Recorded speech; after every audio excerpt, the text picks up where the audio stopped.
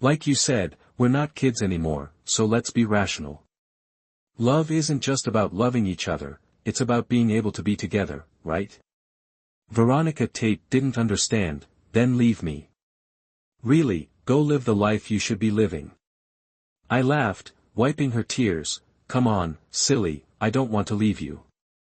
Heh heh, it was hard enough for us to get together, can we not overthink it? Time will push us along. Just then, bam. The door burst open. A nurse, quite pretty, walked in holding an 4-drip. She gave us a strange look and said haughtily, the patient's wounds haven't healed yet. Strenuous activity is not advisable. He needs more rest. It's time for his medication. I was stunned. This nurse's way of talking was. My next thought was, oh no. I knew Veronica Tate too well, especially in this stifling atmosphere. Her mood was already sour. Sure enough, Veronica Tate immediately stood up and yelled at her, what do you mean by that? You seem pretty experienced yourself. Are you always in here doing strenuous activities? The nurse immediately stood up straight. I quickly stepped in between them, all right. Nurse, please give me my medication. The little nurse just huffed and, without saying anything, gave me my medication. I pulled Veronica Tate down. Sit down. What are you doing? Be good. Veronica Tate glanced at me and, without saying anything, just huffed. I was afraid the nurse would get angry and refuse to give me my medication. I figured Veronica Tate wouldn't make a fuss after that, probably for the same reason. This girl is actually quite smart. It wasn't long before my words were proven true. As the nurse left, she said coldly, ridiculous. Veronica Tate immediately wanted to stand up and retort. Seeing the situation escalating, I quickly pulled her back. Hey, what are you doing? Veronica Tate glared. Bitch. I pulled her close and said, come on, she's just looking out for me. For example, your hand shouldn't be groping my waist right now. It's still injured, what if you bump it? Before I could finish, Veronica Tate laughed and scolded, you pervert. I was wide awake. After sleeping for so long, it was Veronica Tate who was tired. I gave her my spot on the bed, and she fell asleep in my arms, sleeping soundly. I couldn't sleep, though. My wound started hurting again for some reason. That wasn't the main issue, though. The main issue was Veronica Tate tossing and turning in her sleep, bumping into me here and there. I didn't dare move. With some difficulty, I managed to get a cigarette from the tattered clothes beside me, the same combat gear I wore yesterday, lit it, and felt a sense of relief. Thinking about yesterday, thinking about Veronica Tate's words, I suddenly wondered if the me of the past 2 days was really me. Looking at Veronica Tate beside me, Hayes, what a shame. My body wouldn't cooperate, such a good opportunity. Lost in my thoughts, I somehow drifted off to sleep. Waking up, I felt the wounds on my body had almost completely healed, I could move a little, but they still hurt quite a bit. Not long after, the door opened, it was the same nurse from yesterday. Seeing me fidgeting on the bed, she said, what are you doing? Who told you to move around like that, didn't you do anything last night? Hearing that, I found this little nurse quite interesting, so I teased, what do you mean, what? The nurse blushed, looking a bit embarrassed, but quickly regained her composure, then mustered up the courage to say, kid, you're pretty interesting too, seeing you two lovey-dovey yesterday, it seems like you've already passed that stage, huh? No way, I'm a good, pure kid, don't think nonsense. The nurse laughed, you? Come on. We're talking like this and you're not even blushing, who would believe you're still a virgin? Besides, if you're so good, how did you get slashed? I froze for a moment, then laughed, hey nurse, you look like you just graduated, right? You say we're talking like this, why aren't you blushing? Besides, this wound of mine was an accident, caused by a stupid kid. Come on, who are you with? I looked at her. I'm saying, if you're not a gangster, why do you keep talking like one? The nurse ignored me, smiling as she changed my dressing. Come on, anyway, don't get involved in this path anymore, it won't end well. I didn't say anything, really didn't know what to say. Everyone knows, even middle school students know, how dangerous this path is. Isn't there a saying, you reap what you sow? After changing my dressing, she said, you can't move your wound around, especially the one under your rib. If it gets any deeper, it'll be dangerous.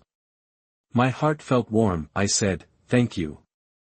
The nurse smiled sweetly, then left. A moment later, I noticed some movement at the door. It was slightly ajar. I couldn't help but be startled. I stared at the door, reaching into my side pocket. Inside were my phone and cigarettes. Damn it, Henry Page didn't even leave me a gun. It's not that I'm scaring myself, it's mainly about what happened yesterday, although few people know, but I can't be unprepared, not to mention others. Just talking about Theo Parker, it's clear he played Logan Lloyd. His promise to Logan Lloyd was definitely that Theo Parker would hold back Luke Knox, then Logan Lloyd would deal with Henry Page, a very good plan, but Theo Parker didn't try to hold back Luke Knox. He thought that before Luke Knox arrived, Logan Lloyd could deal with Henry Page, and then when Luke Knox arrived, he would deal with Logan Lloyd. But unfortunately, everyone has their own schemes. Logan Lloyd didn't actually deal with Henry Page. In the middle of the road, I jumped out, a guy named Ethan Thomas.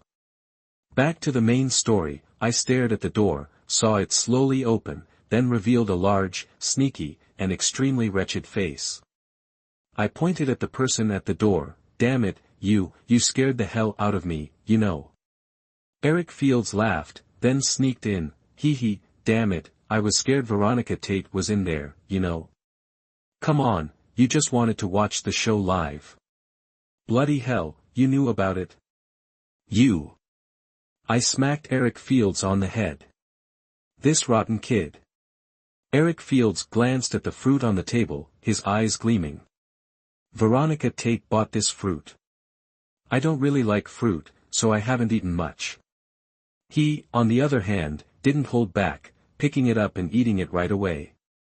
Damn, the way he eats, so embarrassing. As Eric Fields ate, he said, I heard Ethan Thomas pulled off something big yesterday. How did it go? Could your little body handle it? Bloody hell, he makes it sound like I robbed a bank yesterday. I hit him. Hey, you. Haven't you eaten? I'm already being generous by not complaining you didn't bring anything. You know we're struggling a bit, saving the spinach stuck in our teeth for tomorrow. But do you think it's okay for you to eat like this here? Eric Fields said coolly, hey, too much formality makes things awkward. We're all friends here. I was speechless. He picked up a banana, peeling it as he spoke. Don't change the subject. Tell me about what happened yesterday. You're daring enough to play big now. We underestimated you before. Back in the day, you were always the first one down in a fight. I sighed. Actually, I found it hard to believe myself. I didn't understand how I managed to do it, but it really did happen. We're mates, so there's nothing to hide. So, I told him the whole story from yesterday. After I finished, Eric Fields sighed, so you've decided to go down the gangster path? You know there's no turning back, right?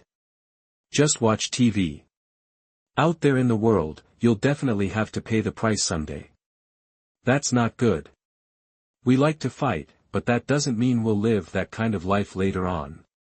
Tell me, how does it feel every time we get blocked at the university entrance exam gates? Is living in constant fear the life you should have?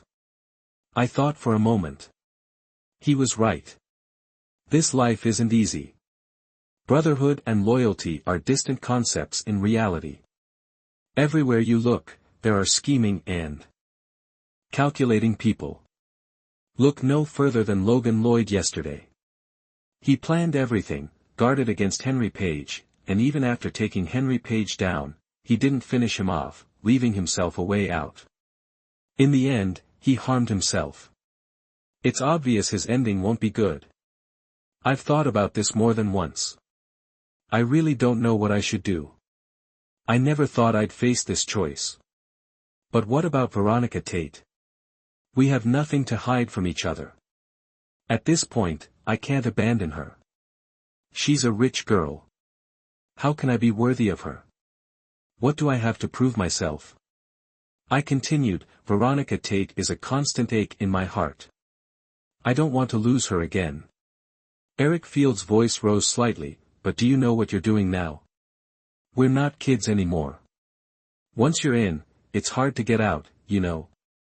Veronica Tate is understanding. She'll understand. I know she'll understand.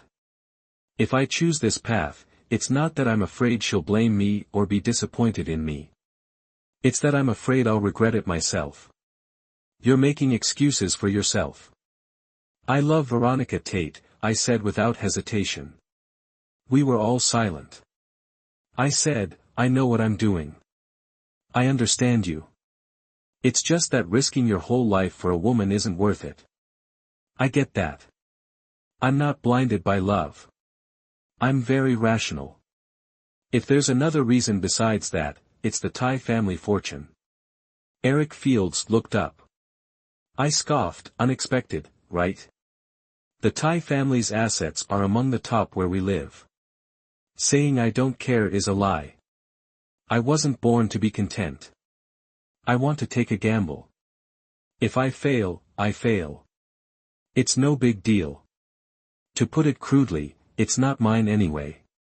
Having a house to wreck is a good thing, right? Eric Fields gaped, holy shit, I almost didn't recognize you. How did you come up with so much? You gigolo. This isn't about being a gigolo or not. I'll try my best. What I get will be what I fought for. There's nothing wrong with that. I'm not there to freeload. You underestimate Bennett Tate. You think he'll let me freeload at his place? Eric Fields laughed and shook his head helplessly. I didn't expect you to think so much about it. If you've considered it more thoroughly than me, I won't say anything more. Like Ryan Lee said, I won't allow my brothers to be useless. I laughed, haha, of course. That's how we should be. This was the first time I'd voiced my thoughts, and I felt much more relieved. Suddenly, everything seemed simple. 5 big words appeared in the sky, small matter, like rabbit. Eric Fields probably understood his concerns. I wasn't doing this entirely for love, but because I really didn't want to live a peaceful life forever. I didn't want to take the university entrance exam, didn't want to be an office worker, 9 to 5 every day. I didn't like that kind of life. Once life becomes boring, you even forget who you are. As we finished talking, something unexpected happened.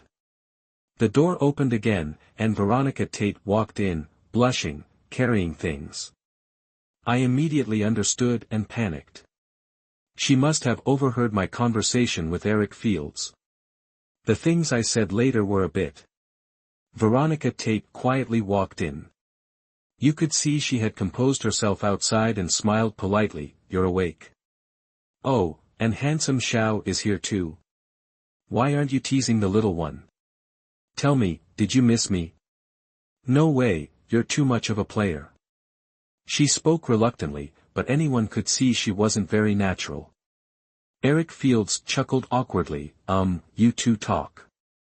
I'll go play games, okay? I just came to see if this guy was dead yet. Hee, you two talk, you two talk. Veronica Tate pulled him back, hey, don't go.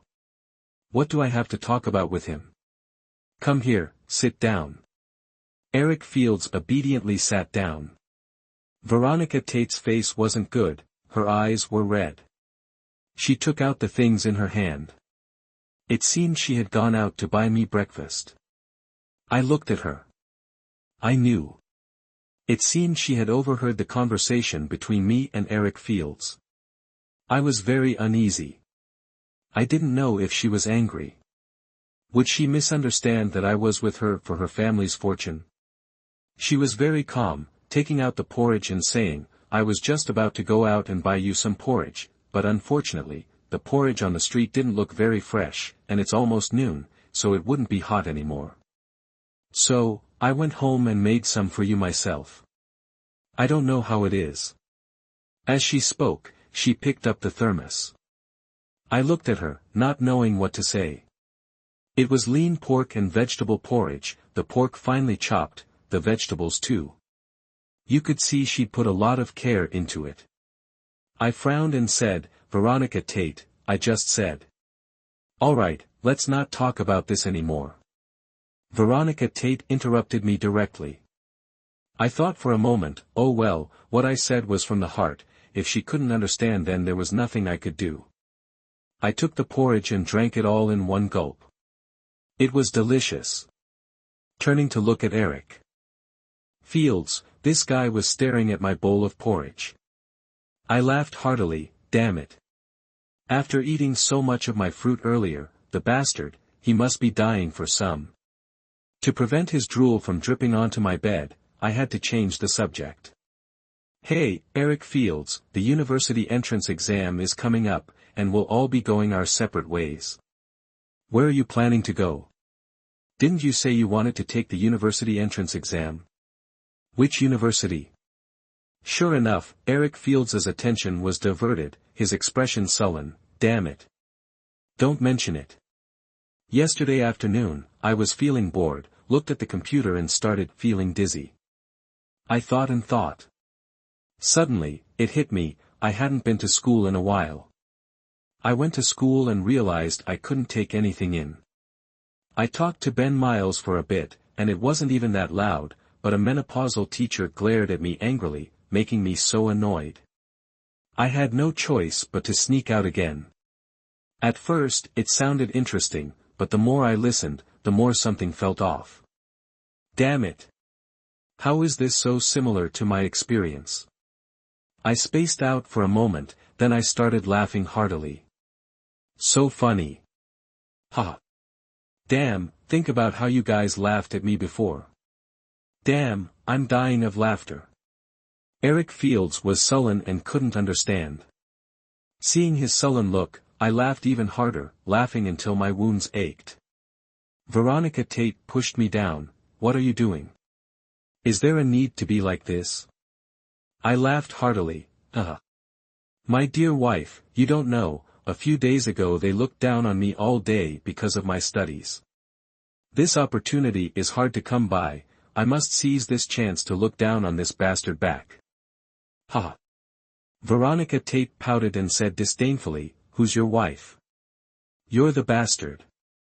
Eric Fields chuckled beside me, it was his turn to laugh this time. I forced a couple of laughs and said nothing. Changing the subject, how's Henry Page? Is he all right? Veronica Tate said, I went to see him yesterday. He's okay. He has 2 knife wounds, not very deep, shallower than yours. The most serious is the gunshot wound in his leg, but luckily it didn't hit the bone. I secretly breathed a sigh of relief. Thank goodness, my efforts weren't in vain, no limbs lost. Chatting and laughing with Eric Fields, the day passed happily. In the afternoon, Ryan Lee and the others arrived. The annoying thing was, they arrived one after another, and just like Eric Fields' appearance, they made me constantly look down on them. Makes me sigh. Bad people like me are increasing. Secretly despising myself, yeah, if I were them, I'd probably show up like this too. I can't stay put in a hospital. Luckily, Veronica Tate's always by my side. About that day, every time I bring it up, she avoids it, doesn't want to face it. But seeing her mood gradually improve, I don't dwell on it. I believe she understands me. If she doesn't, there's nothing I can do. This kind of thing can't be explained. I don't believe anyone else wouldn't care about her family's wealth. I'm an ordinary person, not a saint, but I'm not a villain either.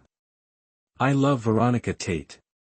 For me, I'd prefer if she came from an ordinary family, so I wouldn't face such pressure.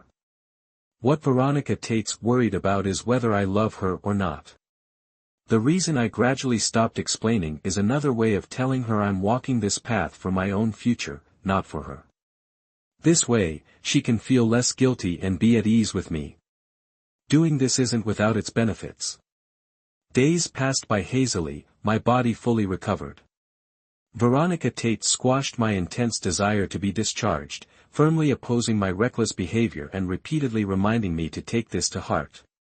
Eric Fields, Ryan Lee, and the others expressed their sympathy, though, of course, they weren't stuck here with me, the heartless bastards. Woke up this morning and Henry Page came by, limping, but looking pretty good, quite alert. My eyes went straight, not to Henry Page, but to a very pretty girl beside him, in her early 20s, wearing a black t-shirt and tight jeans. That figure. Damn. Sudden pain in my side. Right, stared too obviously, Veronica Tate caught me. So I quickly changed the subject. Henry Page, have a seat. Henry Page grinned. How's it feel? Getting stabbed ain't so bad, huh? I gave him a scornful look. You talking to me? How's it feel getting shot? Henry Page punched me, then we both laughed. A moment later, he said, oh yeah, Bennett Tate and your mom are coming to visit you later. I was pretty surprised, Veronica Tate even more so. My mom's coming too. What's she coming for? Henry Page chuckled, silly girl, your mom's got nothing to do at home, and Ethan Thomas got hurt because of me. Besides, what's wrong with your mom visiting her son-in-law? Veronica Tate hit him. Henry Page. What are you saying? Din, you're not even gonna tell him off. The pretty girl laughed, like I can control him. Not long after, sure. Enough, Bennett Tate and his wife arrived. Bennett Tate, still in his suit, looking sharp. Veronica Tate's mom is very approachable, I've met her before. Bennett Tate chatted with me for a bit, and I vaguely sensed approval in his eyes. Maybe it was just my imagination. Then Bennett Tate said, no outsiders here, so I'll be blunt. This whole thing was an accident. Nobody expected Ethan Thomas to get hurt, and nobody expected that Ethan Thomas would save Henry Page. Henry Page, don't pull any more stunts like this. Stay calm, whatever you do. Henry Page nodded in agreement. Veronica Tate's mother said, in the future, whatever you do, be careful and take care of your health. Young people can't stay up late all the time. It was evident that Veronica Tate's parents cared deeply for Henry Page, practically treating him like their own son, according to Veronica Tate. Henry Page chuckled, embarrassed by the attention, clearly holding them in high regard. Bennett Tate then spoke, Ethan Thomas, it's time for you to make a choice. I presented you with two options before, you should decide now. I looked at Bennett Tate, momentarily puzzled by his words. Veronica Tate innocently asked, what choices? I don't know anything about them. Bennett Tate glanced at her and said, Veronica, please step outside for a moment. Don't worry, he's someone you care for, so I won't harm him. I smiled, starting to understand. What was Bennett Tate planning? Seeing me nod, Veronica Tate obediently went outside, her pouting lips betraying her reluctance. After Veronica Tate left, Bennett Tate spoke, Ethan Thomas, I initially planned for you and Veronica Tate to take the university entrance exam, or for you to stay and assist Henry Page. You're a capable young man, I can see that. He continued, however, who could have foreseen this happening? This was unexpected. But it's alright, you can still choose between those two paths. It's just that the time to decide is now. I didn't understand. Why now? Didn't we agree to discuss this after graduation? Henry Page, beside me, said, this incident has had a significant impact. Now everyone in the underworld knows that Henry Page has a formidable person under his wing. You've become known, and if you show your face now, I guarantee at least 10 people will follow you. Good heavens! What a mess! I suddenly became completely alert. I said, seriously? Just me. Or this guy's formidable subordinate? You're exaggerating. I pointed at Henry Page as I spoke. Bennett Tate chuckled. Well, that's the rumor going around in the underworld. And don't underestimate yourself. You saved Henry Page, that's an undeniable fact. I gave a wry smile. This is blown way out of proportion. Besides, even without me, Henry Page would have likely handled it without much trouble, even more easily. Bennett Tate waved his hand. That's not true. Henry Page was careless, it was his oversight. Moreover, you played a crucial role. I don't often praise others, but you're the most promising and intelligent young person I've ever met. All right, Uncle Tate, please stop praising me. I felt a little embarrassed. I added, I know my own limitations. This incident doesn't prove anything. I just used a bit of cunning, I wouldn't stand a chance in a fight. Henry Page laughed. Fighting skills are important, but sometimes, brains are even more crucial. Have you read The Underworld's Rebirth? Xia Wendong in that story is all about strategy, not brute force. I was stunned. This guy even reads novels. Bennett Tate chuckled, in short, you're at a crossroads. Whichever path you choose, I'll support you. I pondered for a moment, then declared in a low voice, don't mistake my youth for naivety. I choose the underworld, but I also want to dabble in legitimate business. My words sent shockwaves through the room. Bennett Tate's smile froze. Even Henry Page, who had been looking down, lifted his head to stare at me. I grinned, I know what I'm doing. I know my own limits. Bennett Tate finally reacted, young man, do you understand the implications? Do you grasp the concept of biting off more than you can chew? Such avarice rarely ends well. I smiled, a soldier who doesn't aspire to be a general isn't a good soldier. I know what I'm doing, I've seen through all of this, Uncle Tate. Your pristine suits and lavish lifestyle aren't just luck. Henry Page is your frontman, but you're the real puppet master. I don't care about your fortune. Everything I do is for Veronica Tate. I have my pride. I won't be a kept man. Even if I inherit your wealth, it will be through my own efforts, not because you gave it to Veronica Tate. Henry Page scoffed, aren't you confident? Do you think you're so capable? Do you think Uncle Tate only gave me the underworld and not the legitimate business because he doesn't trust me? You're wrong. It's because I don't have the ability. What if you mismanage things? One wrong step could lead to a lifetime of regret. I replied, I know. I've already said it. Everything I do is for Veronica Tate. I have to achieve something, to be recognized, so everyone knows I'm not a freeloader. I finished my impassioned speech, and a sudden silence fell over the room. After a long pause, Bennett Tate stood up and walked to the door. His voice drifted back, I don't know whether to hate you or admire you. Is this confidence, or arrogance? I laughed heartily, call it confidence. Once everyone had left, the immediate danger had passed. Soon after, Veronica Tate entered. What did my dad say to you? Without hesitation, I said, he told me to marry you. Liar. Everyone around us laughed. Veronica Tate kept asking, but I wouldn't tell. It's normal for a man to feel pressure, but a man who unloads that pressure onto his woman isn't a real man. Henry Page remarked, hey Ethan, I didn't know you were so eloquent, especially in front of your future father-in-law. What gives you such unwavering boldness? I looked at him, I have my own kind of courage. Want to learn? I guarantee it'll make you bold, unwavering, and eternally present. It's an essential tool for the underworld. He seemed intrigued, what is it? I began cryptically, still messing around in the underworld, are you? You don't even know this. Go home and hug your kids. Quit the bullshit, spit it out. I took a deep breath, try Viagra. Holy shit. Henry Page, enraged, pinned me down on the bed and gave me a beating. Damn it, what bad luck. I admit I went a little overboard with my venting.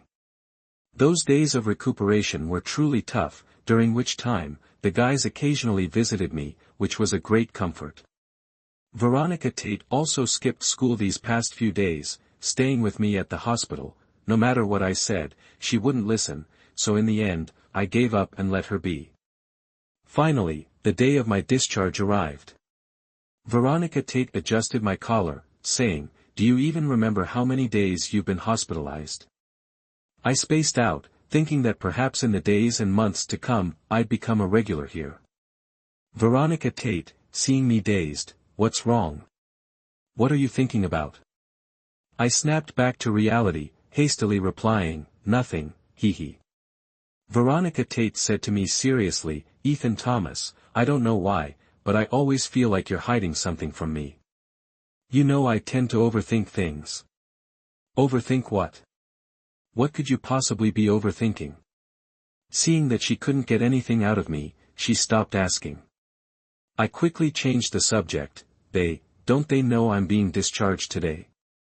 None of them came to see me, not even Henry Page. I saved his life, how can he be so heartless? Just then, the door opened, and in walked Henry Page with a slightly provocative look on his face. "Here I am." "Damn, calling me heartless. What, wanna throw down?" Hearing that, I really wanted to go at it with him, but thinking it over, I decided against it. My wounds hadn't fully healed yet. But my mouth wouldn't back down. "I just got out of the hospital, I'm not sparring with you yet. Wait till I'm back in fighting form." Henry Page looked at me with utter disdain. "You? Give me a break. Look at your sorry state. It was just a few stab wounds, was it really necessary to stay in the hospital for so long? I've been shot and I'm not as weak as you." "Whatever, I won't argue with him. He's a regular at the hospital, how can I compare? Compare goods to goods, compare people to survivors." S County, while not a big city, was still quite prosperous, much better than ordinary counties, but still, it was just a county, with limited development potential. After being discharged, I hung out with Ryan Lee and the others for a few days. The university entrance exam was approaching, and everyone had their own plans. Among us, only Ryan Lee and I were from out of town, the others were all locals. Mason Todd and Eric Fields wanted to take the university entrance exam. Ryan Lee, like me, had no interest in it. Victor Daniels wanted to take over his father's business and start learning the ropes from him, his own words, which we naturally ridiculed him for.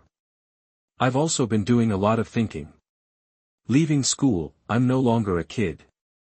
There's a lot to adapt to. So today, what happened, happened. This tells me, on this path, I have to be ruthless. Today, a few of us went out strolling. The school doesn't really care anymore since the university entrance exams are coming up. Whether we're good students or not, we all have our own plans, different plans, but the approach is the same, relax, which basically means no more studying. The teachers are turning a blind eye.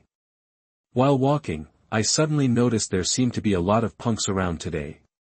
Henry Page had warned me that I'd be followed if I left the house. I'd been paying attention, but hadn't seen anyone tailing me these past few days, so I'd started to relax. The weather was pretty hot, and none of us were really in the mood for strolling, so Mason Todd suggested we find a place to grab a drink, which we all agreed to. We're all creatures of habit, and honestly, habits can be pretty scary. We usually eat at the place across from school, so this time was no different. The school's on the edge of town, so we didn't mind taking a cab there. Honestly, back home, they'd say we were getting rocks kicked at our heads. Same old, same old. The owner was her usual welcoming self, and we settled into our usual private room. Ryan Lee yelled, "Owner, the food can wait, but bring us the booze first." "Alright, coming right up." No need for further ado, let's drink. I was the only one still feeling distracted. Ryan Lee said, "What's with you? I noticed you were spaced out on the way here. What's up? I thought for a moment and said, have you guys noticed there are more punks around today than usual? Don't you think that's weird? Eric Field slurred, what's so weird about it? Victor Daniels thought for a moment and said, I noticed it too. Lately, most of those punks haven't been out and about. Today's a bit strange. I was paying attention earlier. Something's definitely up. Ryan Lee grumbled, seriously, guys. Punks are punks. What's it got to do with us? I was thinking, just a little worried, and the more I thought about it, the more scared I got, so I pulled out my phone. Hello, Henry Page, bro. Spit it out. What's up? Henry Page's weary voice came through the phone. Just like Victor Daniels said, those punks were probably all at home sleeping in. I lowered my voice because I noticed 4 more punks coming in through the door. Someone might ask, how do you know they're punks? They're obviously punks. These guys have tattoos on their arms or earrings, they just don't look like good people. Henry Page, bro, I think I'm being followed. Henry Page sounded more alert, where are you? Near my school. Henry Page said, don't worry, they're just small-time thugs. Stay put, I'll send someone over. Why don't you come yourself? I need to sleep. Damn. Thinking about it, if Henry Page said so, it probably wasn't a big deal. So, we started drinking. Just as we were about to finish eating, the phone rang. I picked up, hello, who's this? The voice on the other end replied, this is William Quinn, Henry Page sent me. I see you guys. Are you done eating? Do whatever you're doing, but come outside later. If you're going to fight, fight hard, got it? I was stunned. Like father, like son, indeed. I glanced at my classmates, let's go, we're definitely being followed, most likely me. Victor Daniels asked, who called you? One of Henry Page's lackeys. So what do we do now? Victor Daniels said, should I call my dad? I laughed, no need. Now, follow me outside. None of us said much. We all went outside, and after we were out, I said, let's turn into the alley next door and climb the wall back to school. If we can get back to school, they can't do anything to us. So we headed in that direction, and I happened to see the 4 people from the restaurant also come out. Just as I suspected. At the end of the alley, I froze because there was nowhere left to go. Victor Daniels said, I knew it, it wouldn't be that simple. I gave a wry smile, why didn't you say so earlier? There were more than 10 people in the alley, armed with knives, and some with clubs. The leader said, Ethan Thomas, right? Which one of you is him? I stepped forward a few paces, I am. The guy laughed, if you know what's good for you, come with us quietly. I laughed, going with you would be the end of me, are you guys cops? Do I have to go with you just because you tell me to? The leader's face changed after hearing that. Ethan Thomas, is it? Humph. Then he said something to the person next to him, and they all ran towards us. Surrounding us in the dead end. Some of them pulled out clubs, knives, and axes. Just like Victor Daniels said. These guys are not to be trifled with. I looked around. Before I could think much, the big guy in charge yelled, get him. With a single command, they all charged towards me. I dodged one guy's club. Grabbed his head, jumped up, and slammed my knee into his face. He cried out and fell to the ground, rubbing his nose. It was probably broken. This move is our go-to in a fight, and I've mastered it. He probably couldn't handle that blow. While I was still dazed, I suddenly felt a sharp pain in my back, followed by a hard kick. I fell to the ground and glanced back. The leader walked up, little punk, you think you're hot stuff following Henry Page? Damn it, I'm gonna leave you lying here today. As he spoke, he raised his knife. I suddenly snapped back to reality. Ignoring the knife in his hand, I threw a punch at his face. He blocked it with his arm. Then my head rang, and I was hit again from behind, by the guy next to him.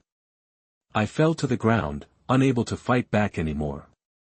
Blood flowed into my eyes, blurring my vision in an instant. Ethan! Ryan Lee yelled.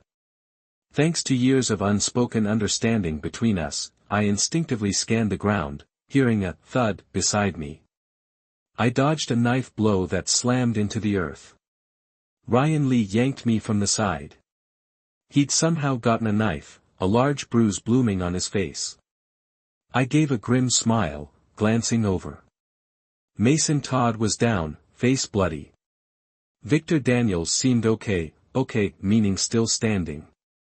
Eric Fields was on the ground, trying to get up, but failing. I was stunned. These guys were ruthless. Their own people seemed unaffected. I smirked. Let's do this, fellas. I yelled, charging the leader. He sneered, swinging his knife.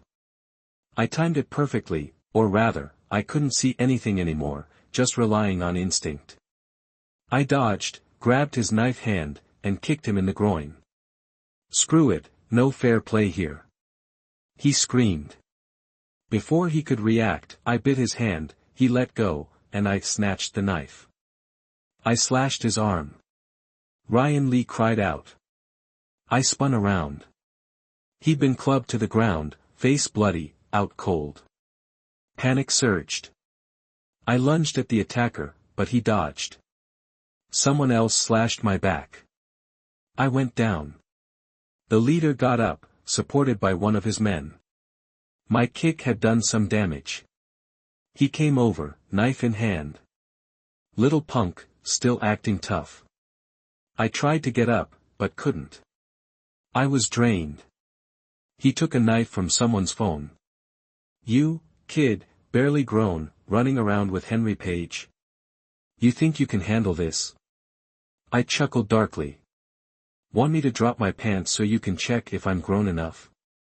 You can ask Logan Lloyd how he ended up in my hands. I didn't know why I had such a deep hatred for them, or whose men they were, or why they cared so much about me. My words enraged him. He raised his knife. Honestly, I was terrified. I felt utterly helpless. Talking tough was useless. Facing absolute danger, anyone would struggle to stay calm, let alone a 20-year-old like me. I closed my eyes, despair flooding me.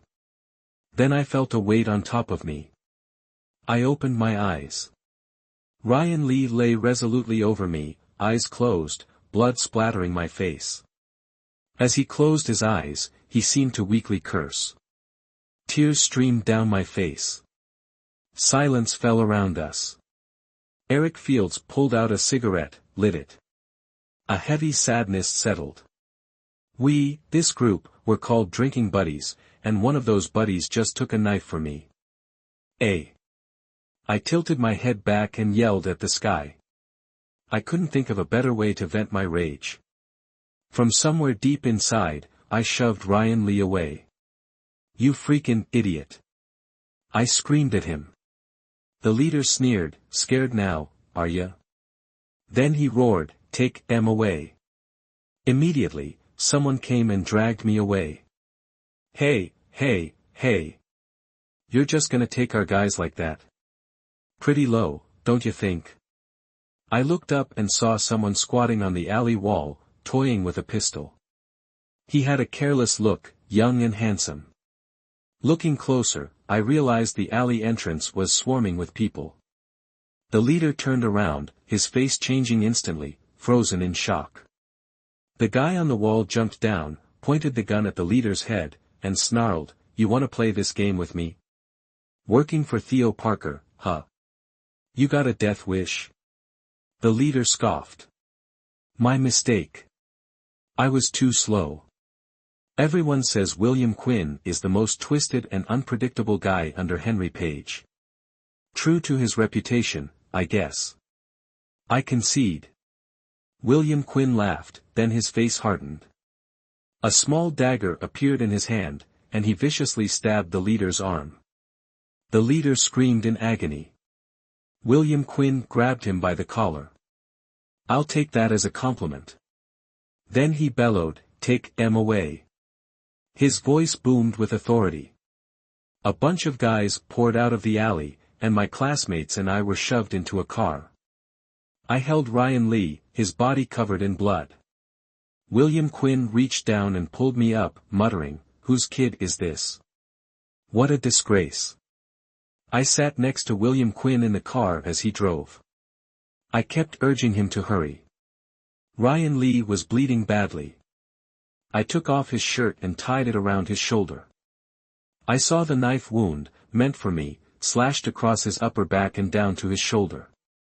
The blood, the more I looked, the more terrified I became. My buddy, who was just drinking with me, was now lying like this. Thinking about it, tears streamed down my face. It was all my fault. For the first time, I started to doubt myself, to doubt the path I was on. This path I chose. I couldn't see any light. I couldn't take it anymore. William Quinn said, "You chose this path. You did this. Did you forget everything I said on the phone before we went out? Hating yourself?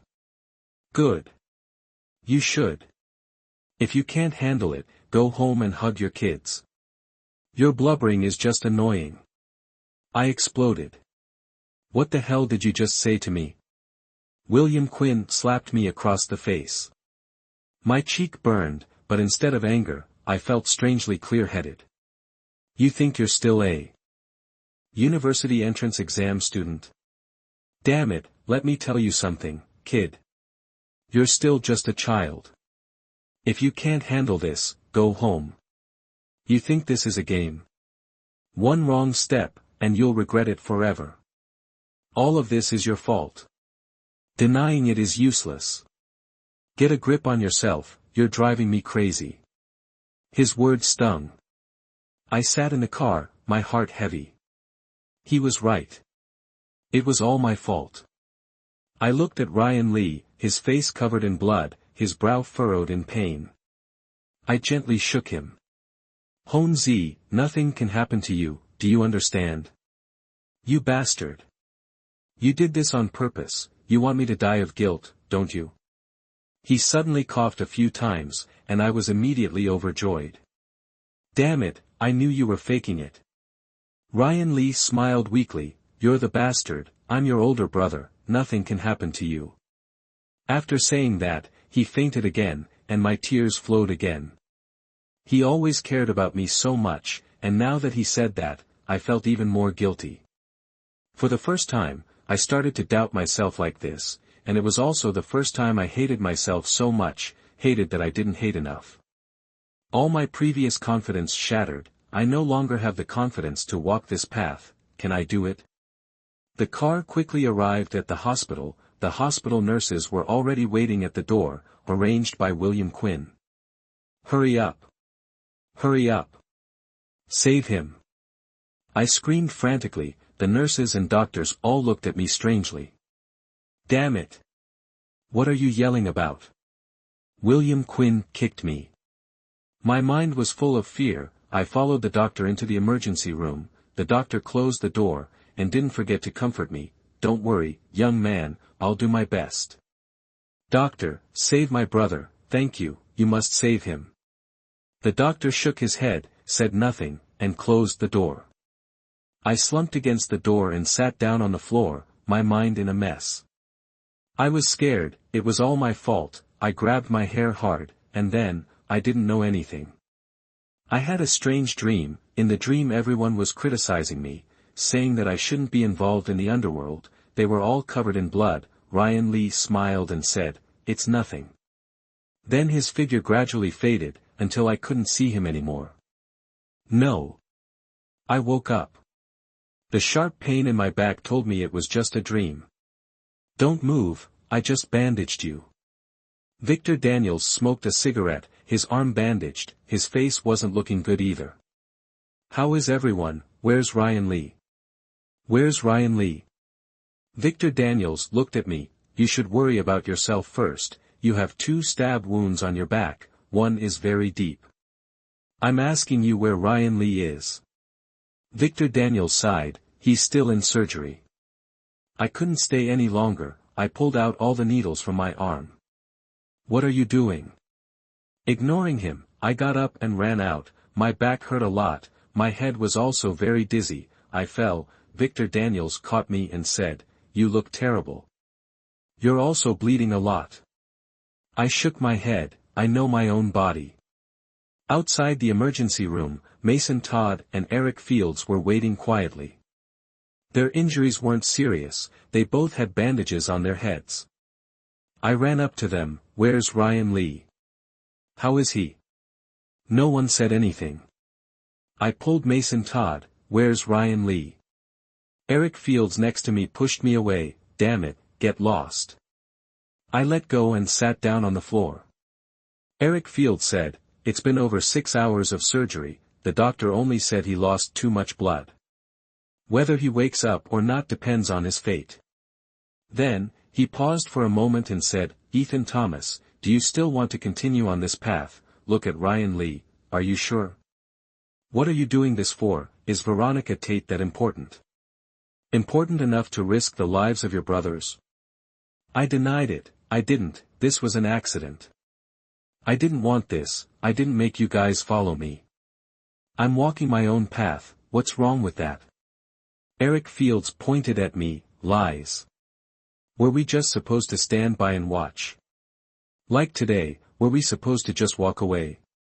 Now it's like this, so what about later? I didn't say anything, I knew I was losing the argument. The dream scene from just now flashed back in my mind, everyone was criticizing me. Mason Todd then said, alright, none of us want to see something like this happen again. After that, everyone went silent. A long time later, the door to the hospital room opened, the doctor wiped his sweat as he came out, we immediately surrounded him, doctor, how is he? The patient is still in a coma, but he's out of danger, thankfully he was brought in on time. I breathed a sigh of relief, then fainted again. I woke up the next morning. There was no one in the hospital room, I sat up, moved my body a bit, it hurt so much, looked at the 4 drip on my arm, without thinking, I pulled it out, this thing was useless. I got up and went outside, asked the nurse, and found out Ryan Lee's room number. After entering, Victor Daniels and the others were all there. We were all silent. Then, I went outside. I took out my phone, found the number William Quinn called me yesterday, after connecting, a languid voice came from inside, what is it? Brat? I wasn't in the mood to deal with him, where were you guys yesterday? What do you want to do? Play. I replied lightly. Without further ado, I went to William Quinn's bar. A kid at the door asked, excuse me, are you Ethan Thomas? I was surprised, how do you know? The kid laughed, I've met you before. Last time you were in trouble with Henry Page, right? I patted his shoulder, damn, watch your language. The kid laughed, my language is much better than that Peter Thomas. Not wanting to argue with him, I was led by him to the parking lot behind the bar, down to the basement. I saw William Quinn already there, smoking. In the basement, there was only the leader, tied to a chair. I asked William Quinn, where are the others? William Quinn said calmly, they're all small-time thugs, can't demand money from their boss is this guy. He pointed at the tied-up man as he spoke. I smiled, knowing that the smile was a bit forced, then just get it from him. William Quinn sneered, the kid understands, his wife brought the money yesterday. I was stunned, if they already gave the money, why didn't you release him? William Quinn chuckled, my word has never been trustworthy. Fuck. I glanced at the leader, his face beaten and swollen like a pig's head, it looked funny, but I couldn't laugh. I walked over, lifted his chin, and asked, what's your name? Why are you messing with me? The guy was very calm, he sneered, a kid is still a kid, my name is Quincy Lake, people on the streets call me Quincy Lake. Heh, why mess with you? No other way. Who told you to ruin Brother Thac's good show? Huh, don't worry, kid, even if you want to back out now, you can't, huh. I grabbed his collar, furious. Alright, you dog, consider your wings clipped this time. Heh heh, so what if my wings are clipped? Let me tell you, sooner or later you'll regret this. Heh heh, your ending won't be any better than mine. Ha ha. I glanced at William Quinn. He smirked, thoughtfully kicking a club over to me. I picked it up, looked at Quincy Lake, and swung.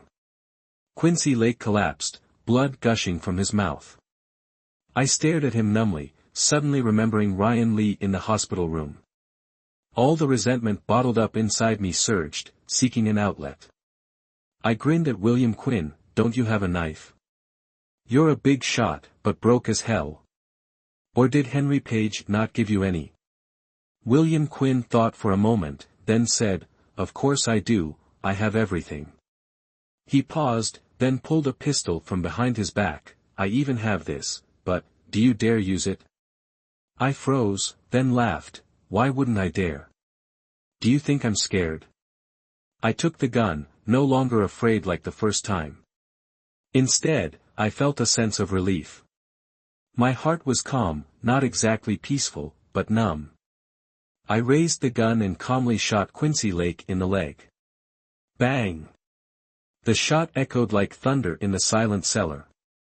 I glanced at William Quinn. He was stunned, but quickly regained his composure.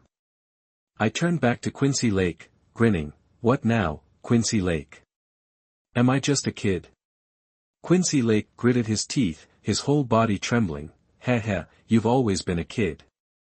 You'll never be like Henry Page. Heh heh, just a child, throwing a tantrum. Heh heh, like a drunkard. Numb, aren't you?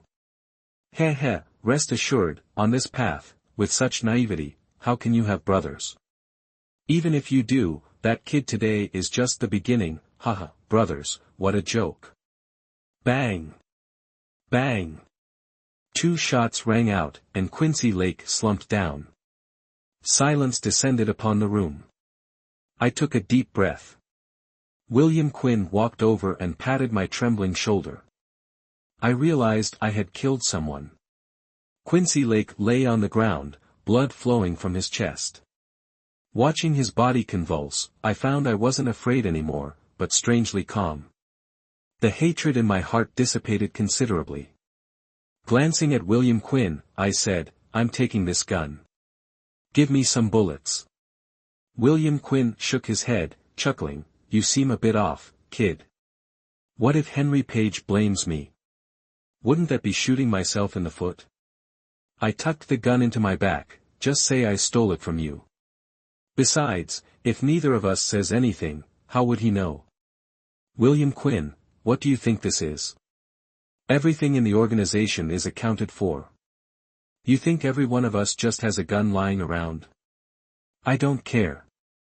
I'm taking this gun. Otherwise, I don't know how I'll die next time. Besides, I'm the Thai family's son-in-law. What's my status? You guys don't even protect me. Not only was William Quinn speechless, but surely his companions were too. What kind of person was this? After I kept nagging him, William Quinn gave me a small box of bullets and reminded me how to use the damn things, like I hadn't seen it on TV before. I hailed a cab outside. My mates were still at the hospital. I didn't have the time. In the car, I closed my eyes, feeling like I'd changed, adapted. Back at the hospital, I stumbled in. Honestly, I was bloody knackered. 2 knife wounds in my back. If the pain kicked in, it'd be a killer. Reaching the door, I froze. Eric Fields and Victor Daniels were nowhere to be seen. Mason Todd sat slumped in a chair. None of that mattered. What mattered was Veronica Tate looking at me, her expression strange. I sighed. What I feared most had finally come. I approached her. What's up? Veronica Tate didn't answer, just silently stared. Mason Todd, seeing me back, stood up. "Where'd you go?" Leaning against the wall, feeling slightly dizzy, I said, "Out for a bit." "How's Ryan Lee?" Veronica Tate walked over, staring intently at me. I avoided her gaze. "Where's Ryan Lee? How is he?" "He just came to. We checked on him. I let Ryan Lee and Eric Fields go rest." I nodded. Good that Ryan Lee was alright. Veronica Tate came closer. "Are you okay? You look pale." I shook my head, signaling I was fine. Veronica Tate seemed to know something was up. She helped me out. "Go get some rest." I nodded, said hi to Mason Todd, and went into the room from that morning. Lying on the bed, my back throbbed, I almost cried out. "Lie on your stomach. You have a wound on your back, remember?" I grinned sheepishly, then followed her instructions, lying face down. Veronica Tate's expression was emotionless. "Let me see the wound." "It's nothing, just a scratch." Veronica Tate ignored me, took off my jacket, examined it, then looked at me. "Where's the blood on this from?" My heart jumped. Damn, it must have been from dealing with Quincy Lake. I was too close, and didn't notice when I left. No wonder the cab driver gave me a weird look. I knew Veronica Tate too well. What I was doing was pushing her limits. She was about to explode, so I couldn't let her know. Got into a fight. Bloody hell. The bloke stabbed me twice, so I had to give him one back. Getting it on my jacket's normal, innit? Veronica Tate looked at me for a moment, then said nothing. She put the jacket aside. Then, she lifted my t-shirt. I suddenly remembered something and turned to stop her, but she was quick and grabbed the gun from behind my back. She suddenly laughed. "Ethan, care to explain this? I mean, you're the Thai family's son-in-law now, about to take on my dad's trials. You're getting pretty badass, even packing a gun now." "Nice." I didn't answer, just pulled out a cigarette and lit it, feeling quite annoyed. Veronica Tate ignored me, talking to herself. "Seriously, even a gun now? I wonder if you're doing this for me or for my family's fortune. Tell me, which is it?"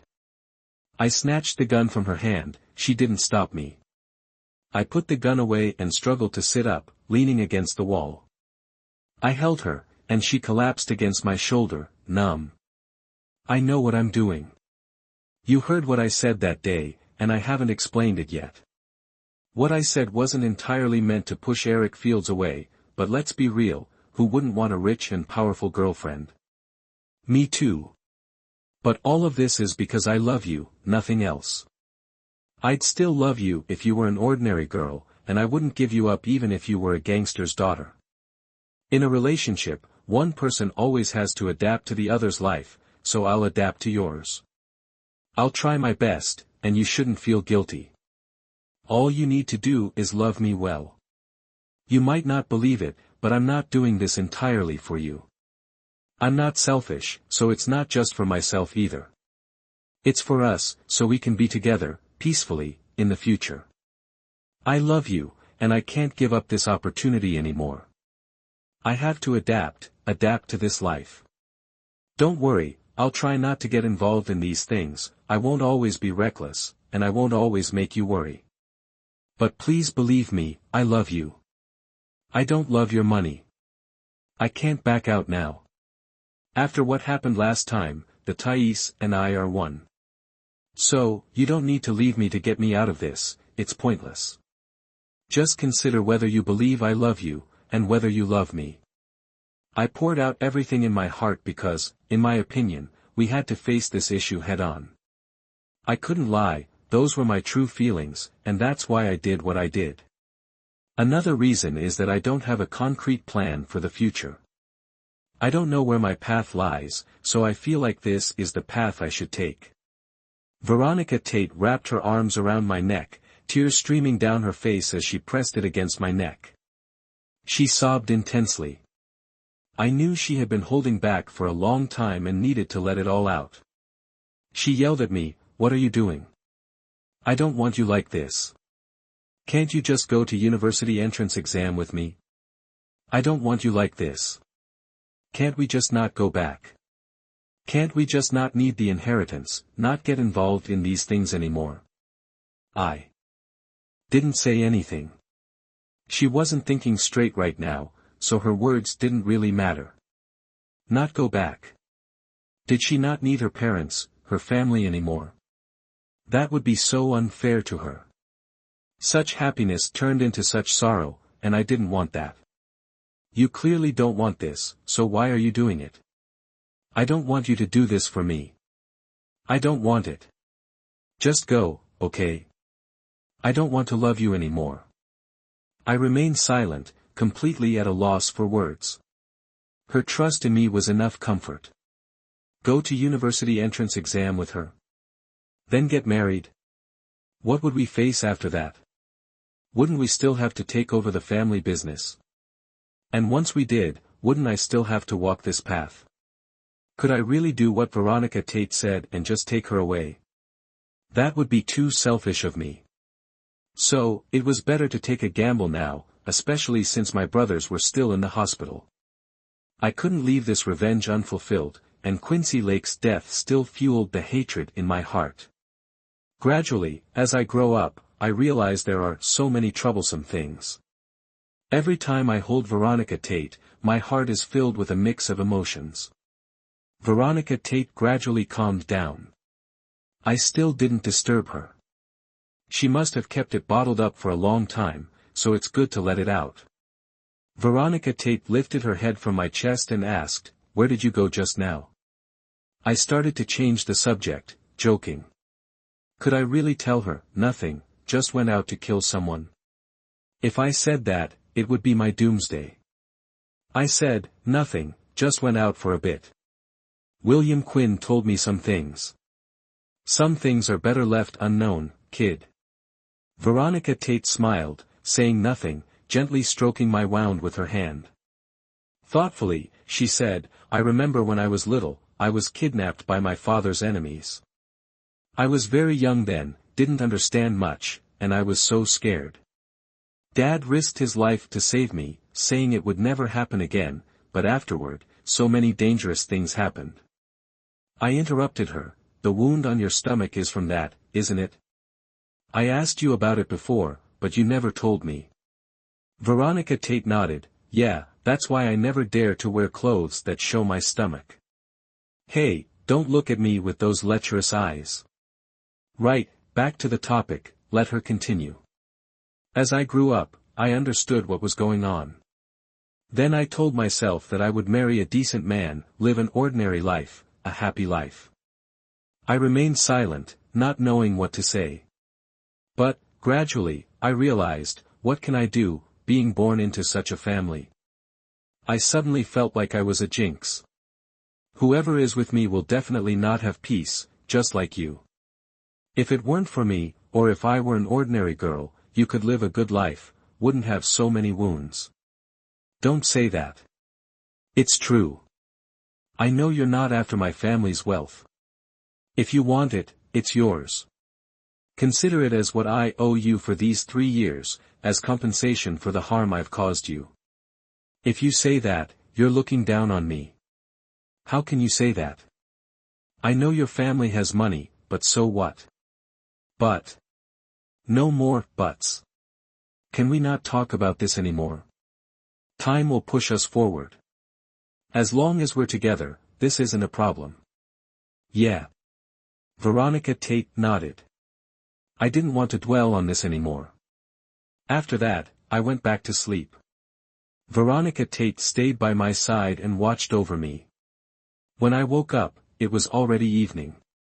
The good news was that Ryan Lee had woken up. Looking at his haggard face, I couldn't deny feeling guilty. Dummy, learned your lesson yet? I looked at Ryan Lee, who was lying weakly on the bed, and chuckled. Ryan Lee laughed, "You're the dummy. Having chosen this path, you have to be ruthless, ruthless to yourself, and ruthless to the enemy. How can you be like this? There was no one else in the room, just a few of us and Veronica Tate. I didn't answer. I had my own thoughts. I told myself this would only happen once, that I couldn't bear this torment. But in reality, I was wrong. On the road ahead, this would continue to haunt me. Ryan Lee said again, we all have our own paths. I've always been the one calling the shots, making all the decisions. But I won't stop you now, Veronica Tate. I know you're feeling uneasy, guilty even. There's no need. Ethan made his own choice. You should be happy that he loves you. Don't hold him back. He loves you so much. Don't let him get distracted. That's the only way you two have a future. We're all adults now. We can't keep acting like kids. You're mature. I'm sure you understand without me spelling it out. Veronica Tate bit her lip. I understand. It's just. I still feel so guilty. I hugged her. Don't feel guilty. If you feel guilty, then just love me well. Okay. Oh, brother, gag me with a spoon. Eric Field's words made everyone burst out laughing, instantly lightening the mood. Ryan Lee spoke again. It's almost the end of the month, and then it's university entrance exam time. Mason Todd and Eric Fields want to go to university, so they gotta take the university entrance exam. After that, I'm going to Victor Daniel's place. It'll still be rough, but definitely less dangerous. Everyone, let's give it our all. We gotta make something of ourselves. Sounds like a pep talk from the boss. Yeah, me too. Eric Fields and Mason Todd were chuckling and whispering. Ryan Lee suddenly stopped talking, and we all overheard them. Everyone laughed. Ryan Lee said, damn, why don't you say it sounds like your old man lecturing you? My dad mostly communicates through interpretive dance. That line sent everyone into another round of laughter. As everyone started chatting and laughing, Ryan Lee asked me quietly from his bed, have you told your family yet? You're definitely not going to university, right? I called home this morning. I told them I wasn't going to university. I said I was going with a friend, straight to where he works. My parents agreed. They said it's my decision. These days, even graduates aren't guaranteed good jobs. They told me to take care of myself. Good, good. Then the doctor kicked us all out, saying the patient needed rest or something. Seeing Ryan Lee's exhausted face, we all obediently filed out. As soon as I stepped outside, 2 cops showed up at the door. The one in charge looked to be about 30, sharp and alert, with his head held high and an arrogant expression. He walked up to us and asked, which one of you is Ethan Thomas? I had no idea what was going on, so I said, I am. What's this about? The cop said, we have a few questions for you. Please cooperate and come with us. I thought for a moment. Can you tell me what this is regarding? It's about the aggravated assault case a few days ago. Don't say you're not involved, but don't get me wrong. We're just here to get your side of the story. The cop was polite, but there was a definite edge to his voice. I thought for a moment, then told Veronica Tate beside me, inform Henry Page. Afterwards, I asked the police officer, may I have your name? After I asked, the young police officer behind him got a little irritated. So much useless talk, just go when you're told, you talk too much. I was pissed, damn it, this anger hadn't subsided yet, why was everyone poking at me? I was about to explode when the lead police officer interrupted, hey, don't talk to the Thai family's son-in-law like that, it's normal for people to ask questions. Later, when you're out, you should know who I am, so you can take revenge or something. At least let Henry Page know who took him away, am I right, young Master Grant? I smiled, this police officer wasn't ordinary, he easily guessed my intentions. I'm Grant, first name Daniel, just call me Brother Grant, after all, 500 years ago, we were family.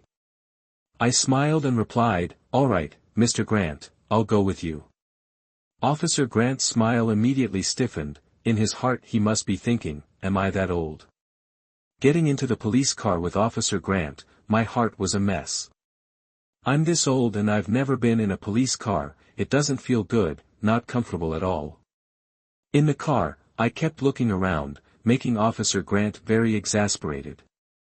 Kid, what are you looking at? Is the police car that strange? I nodded, sighing. I've never been in a police car before at this age. It's strange, and also, when I was little, my biggest dream was to be a police officer, driving a police car around every day. Sigh, it's a pity I'm bad at studying. Too bad you're now a robber. I turned to look at him. What do you mean by that? Daniel Trent smiled but didn't speak, looking at me coldly. Soon we arrived at the police station. A young officer took me into a room. I sat down, took out a cigarette and lit it, put my feet up on the chair. Actually I was adjusting my mood. After all, I did break the law, although I knew the police couldn't do anything to me, because there was no evidence, but I was still a little scared. After all, I've never experienced anything like this before. The young police officer, the one who was very arrogant to me earlier, seeing me light a cigarette, already disliked me, now even more annoyed. Hey, what do you think you're here for? You look pretty relaxed. Damn it, do you think this is your house? You thug. Bastard. Hearing that, I couldn't stand it anymore. What kind of police officer is this, always messing with me? I also got angry. Damn it, are you insulting me? Are you cursing me? You son of a bitch, just you wait, I'll sue you, or don't leave your house later. Or I'll set my dogs on you. Damn it, do you think I'm easy to bully? The young police officer was furious. Are you threatening me? I laughed, scared, right? I was about to curse some more when the door opened. Daniel Trent walked in, smiling and saying, openly threatening a police officer is a criminal offense. I thought about it, there seems to be such a law. This Daniel Trent looks like he's smiling, but he always gives me a very cunning, very sinister feeling. I spoke up. Who threatened him? Who witnessed it? I didn't say anything. Humph, interesting kid. I hope you stay this defiant. I'll let you off this time. But let me tell you, if you mess with the police, I guarantee you'll end up dead with no place to be buried. I laughed. Look, you're threatening me again. In this messed up world, you can't threaten the police, but the police can threaten students like me. Sigh, what a screwed up life. Daniel Trent sat across from me. Don't think you're so important. Don't you know what kind of person you are? So young yet so mature, pulling off such big things. Humph, the Thai family's son-in-law is no simpleton, but can he protect you? Murder isn't a small matter. William Quinn actually entrusted you with it. Sigh, that William Quinn is a real sicko. TSK, so young and already a killer. Your life is ruined. Sigh, such a waste, such a waste. I looked at him. He stared right at me while he spoke. The more I listened, the more scared I got. How does this cop know everything? He even knows about me killing someone, and he knows it was with William Quinn. After he said that, I couldn't help but be careful talking to him. I've figured him out. This cop is the silent killer type. One slip up and he'll have me trapped. Hey, officer, you can't talk to me like that. I don't understand what you're saying. Let me tell you, I don't know anything you're talking about. Don't insult me. I've figured you out. You just see me as a kid and want to bully me, right? Trying to find a weakness in me, right? I've read about this kind of thing in novels. It doesn't work. Plus, I don't even know what you're talking about. Stop talking nonsense.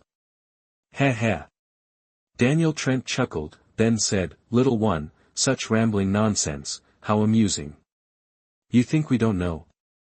Let me tell you, I've been watching you for a long time, ever since your incident with Henry Page. I've had my eye on you. You think you're clean? Then tell me, where's Quincy Lake? Heh heh, quick change of clothes, heh heh, interesting. Playing these games with me. Kids will be kids. Let me tell you, don't play mind games with me. It won't work. Damn it, how would I know where Quincy Lake went? I'm looking for him too. I'm a victim too. I'm looking for him, and you're asking me. I've made up my mind. I'll just deny everything. See what you can do. Teachers always ask me, were you the one fighting yesterday? I saw you. Were you the one smoking yesterday? I saw you. Same old lines. 3 words are all it takes, I don't know. Daniel Trent chuckled, it's not too late to turn back now. Otherwise, sooner or later, you'll fall into my hands. I'm not threatening you. No one can save you.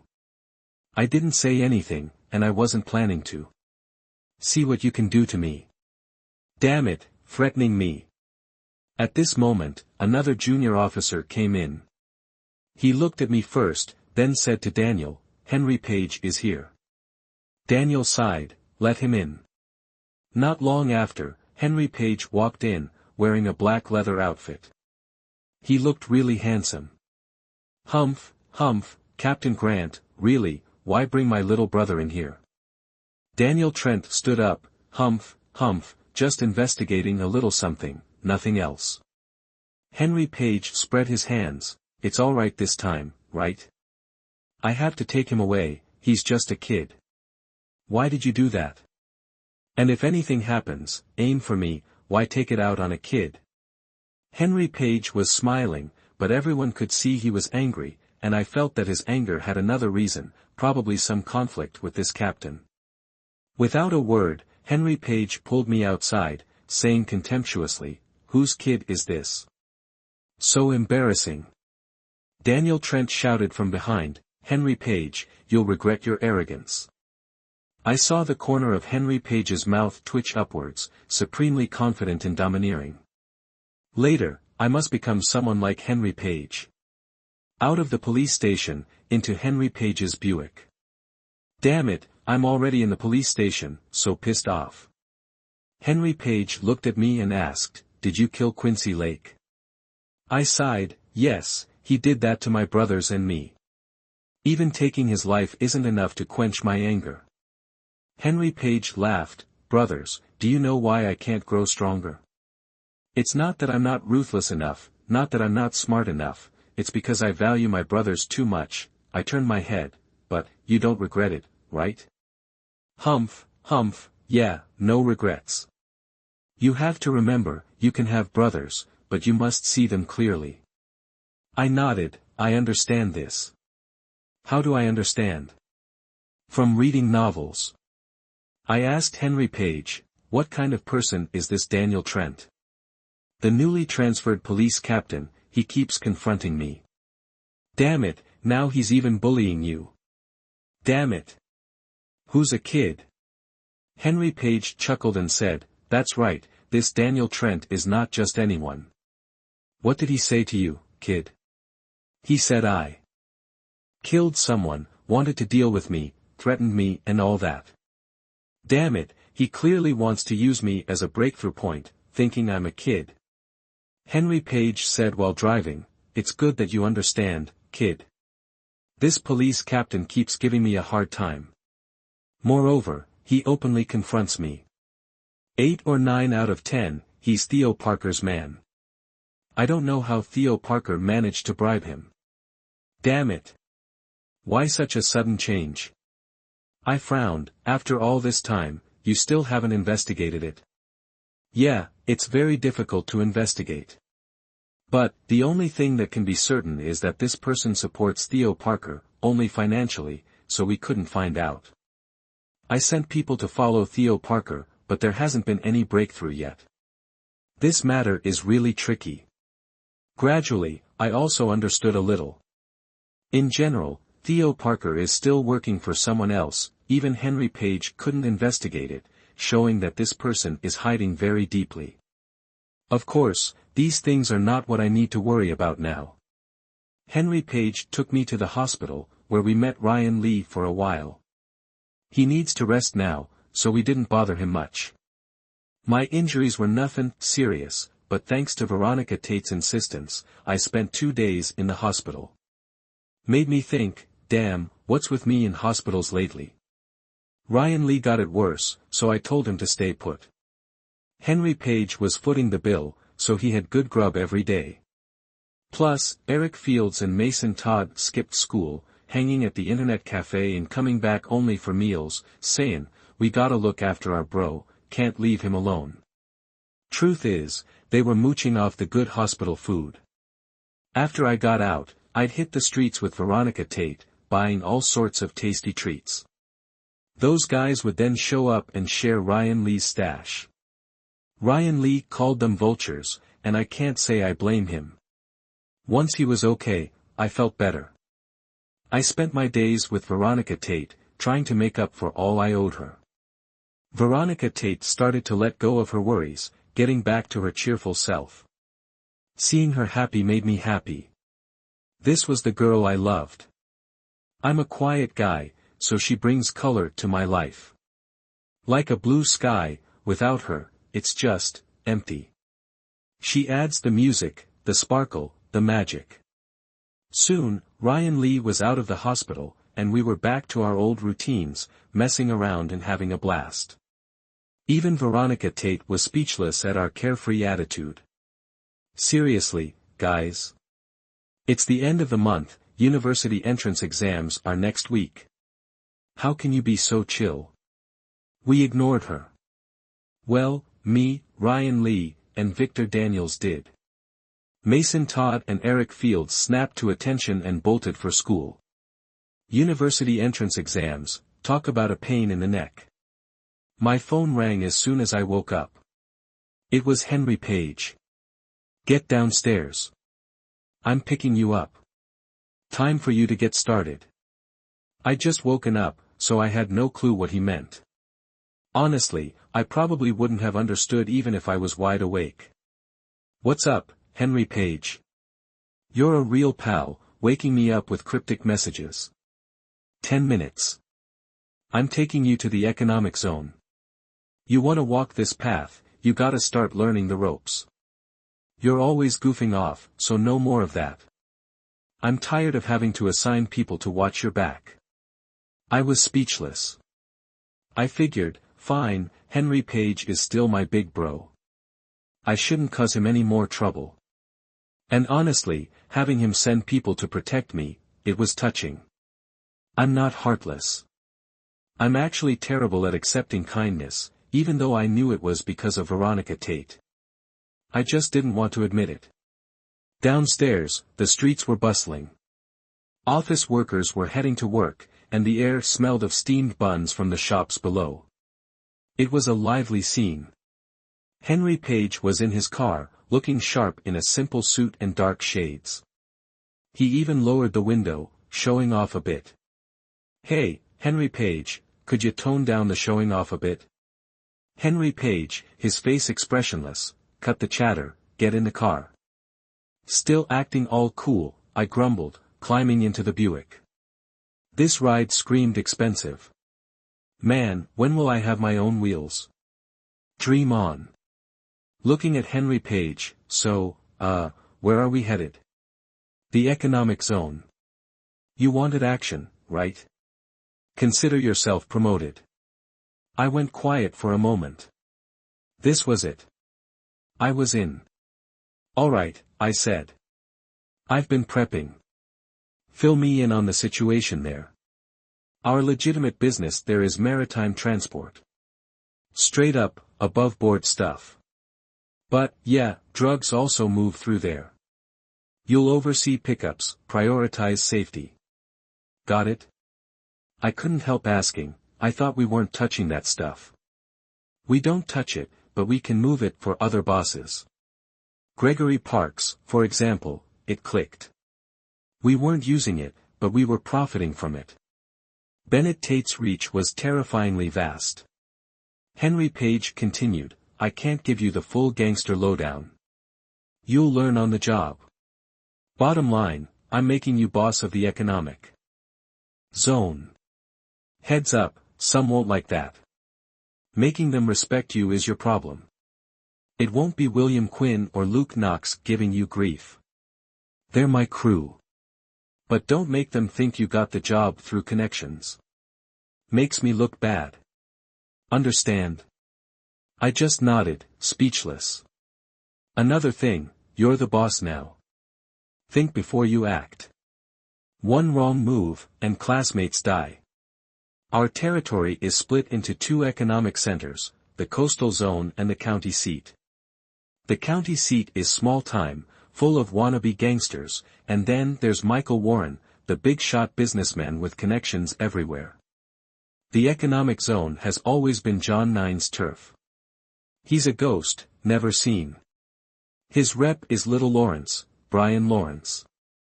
Competent guy, about my age. He's got a lot of muscle, controls the economic zone's underworld. Not just anyone can muscle in, even us. We pay protection money. But the economic zone is lucrative, so Gregory Parks and others have their fingers in the pie. I listened, trying to absorb it all. Henry Page filled me in on the economic zone the whole way. I was starting to get a picture of the place. The economic zone wasn't just about paying protection money. Little Lawrence wouldn't let too many factions in. Too much to manage. Too many factions, and things get out of control. The power balance in the economic zone had always been this way, so everyone maintained it. Theo Parker seemed determined to get into the economic zone, going up against Henry Page. Not surprising. According to Henry Page, the only real players in the economic zone were him and Gregory Parks. Gregory Parks' businesses were all service-based, hotels and such. So Theo Parker couldn't touch him. But Henry Page was different. His main business was maritime transport, practically a monopoly on the coast. Nobody knew the exact profits, but you could bet they were huge. So, Theo Parker chose to target Henry Page, and with the backing of the forces behind him, he felt he had some real power, a large number of underlings. Henry Page always wore a confident smile when he said these things, not worried at all. Sighing, I knew Henry Page's current situation wasn't as simple as he made it out to be, but I still admired him. To have such an aura, he truly lived up to his reputation as a boss. Not long after, the car stopped in front of an entertainment club. Looking at the name, I knew this was Henry Page's headquarters. It was called Hero Entertainment Club, very luxuriously decorated, a total of 6 floors, and the area was also very large. The architectural shape was an arc, and the open space in the middle was a parking lot, very spacious, and there were also many warehouses or something. All kinds of luxury cars were parked in front, Audis, Lexuses, and so on. Sure enough, there are a lot of rich people. Going upstairs with Henry Page, occasionally someone would greet him, and Henry Page would nod slightly. This kid is showing off. I was in the middle of scorning Henry Page when we stopped in front of the director's office on the 3rd floor. Henry Page knocked on the door, and a clear voice came from inside, "Come in." Henry Page opened the door and went in, and I followed. When I saw the beautiful woman inside, I was stunned. I guarantee, this is the most beautiful and sexy woman I have ever seen in real life. Of course, Veronica Tate is also very beautiful, not inferior to this beauty in terms of looks, but I always felt something was missing. That's right, it's the eyes. I have to admit, this woman is very charming, her eyes are captivating. Seeing Henry Page come in, she immediately stood up and greeted him. Whoa, Henry Page, you're here. He came to see me. Oh. Why did you bring a little hottie with you? I rolled my eyes. Little? Where am I little? Henry Page laughed and said, "Yeah, came to see you. Not at ease about this little one, I'm fainting." Just now, when I saw her, sitting on the desk, she was extremely calm and mature. When she met Henry Page, she turned into a little girl who knew how to act cute. And later I also learned that she really wasn't that old, only a year older than me. She came to my side, smiled, and extended her hand, saying, "Hello, little hottie, my name is Daisy Lane." I was stunned for a moment. What a beautiful name. Her demeanor when talking to me was truly mesmerizing. Veronica Tate is the lively and mature type, quite playful. But this Daisy Lane is a bit adorable. How should I put it? She and Veronica Tate are on par in terms of beauty, but in terms of who is more attractive, it's definitely Daisy Lane, no doubt about it. Henry Page saw that I didn't say anything, so he spoke up. I woke up. Damn it, when did I space out again? No, this is sinful. I turned my head and cursed, "What did you kick?" Henry Page took off his sunglasses. "What's wrong with you?" "She's greeting you." "What's up? Smitten already?" I pouted, "I am smitten, so what?" Then I took Daisy Lane's hand.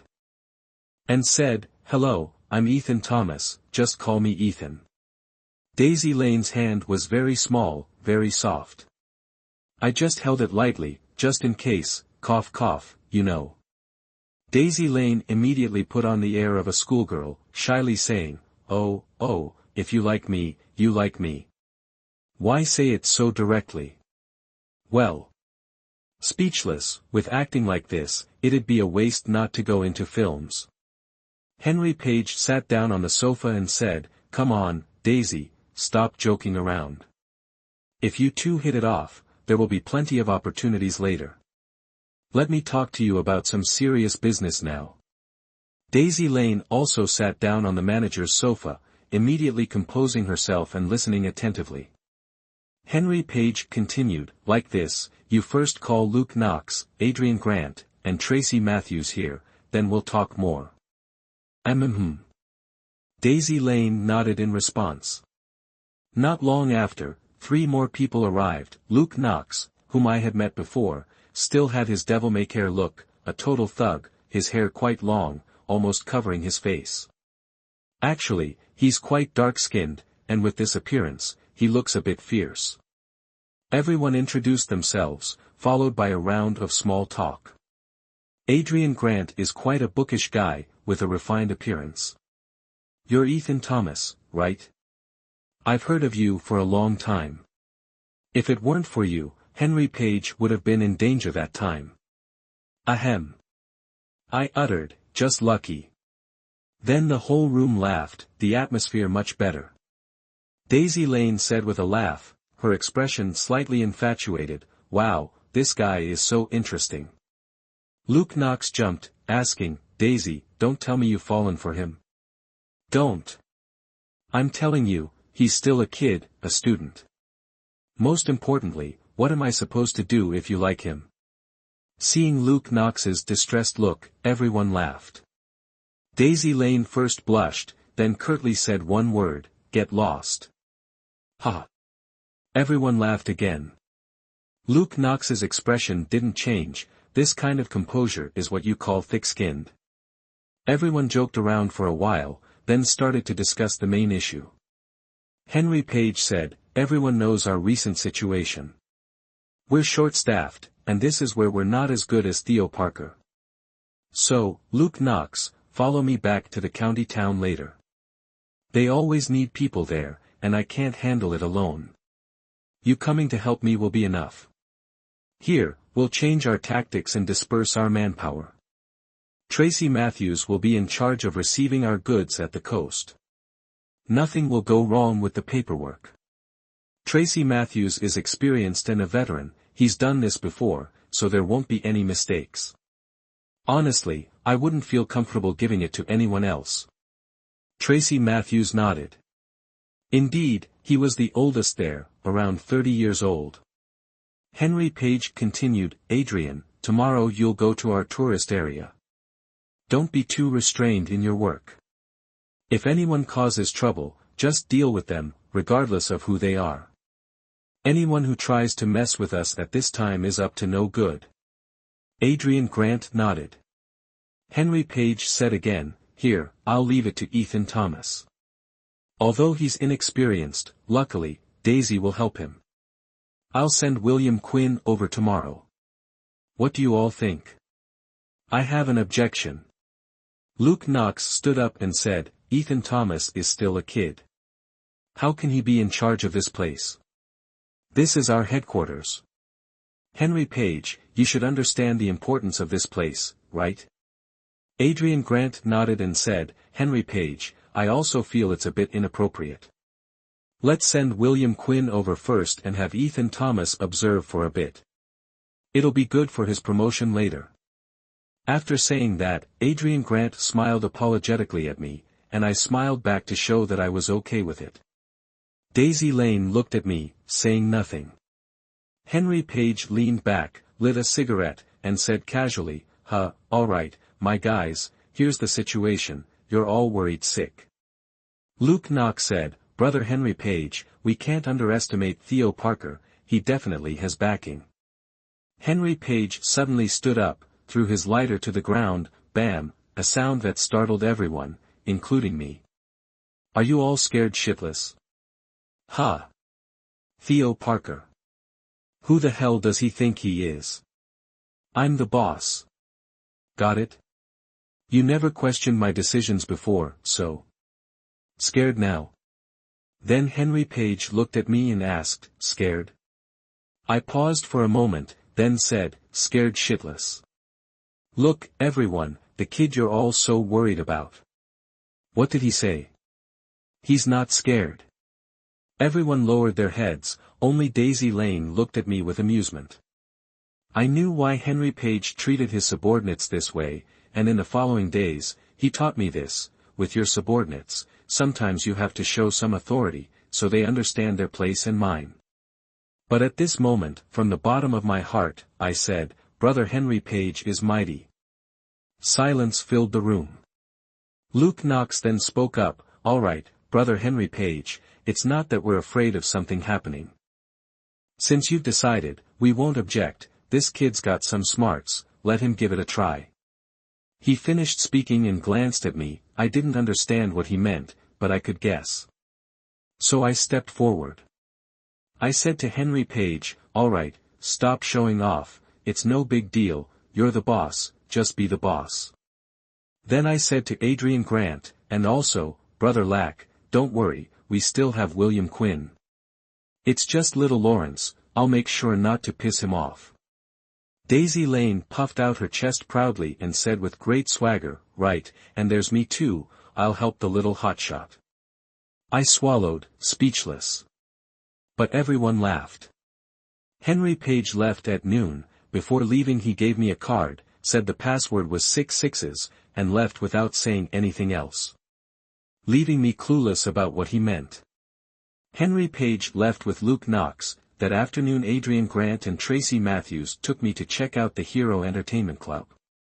According to them, this entertainment club was funded by Bennett Tate, and the owner was also Henry Page. From this, it could be seen that Bennett Tate's trust in Henry Page was not just empty words. This entertainment club was huge, integrating bathing, entertainment, leisure, and hotel services. In other words, customers didn't need to go outside. It was a complete package, and the interior was luxuriously decorated. Especially the karaoke rooms, they were fantastic. Through my conversation with Adrian Grant, I also understood my job. Every day I had to keep track of the income here, because 20% of the net income had to be paid to Little Lawrence, who was the representative of John 9 in the economic zone. Little Lack told me that there was rarely any trouble here, but that didn't mean there wasn't any. The people who spent money here were all rich or powerful, try not to offend anyone.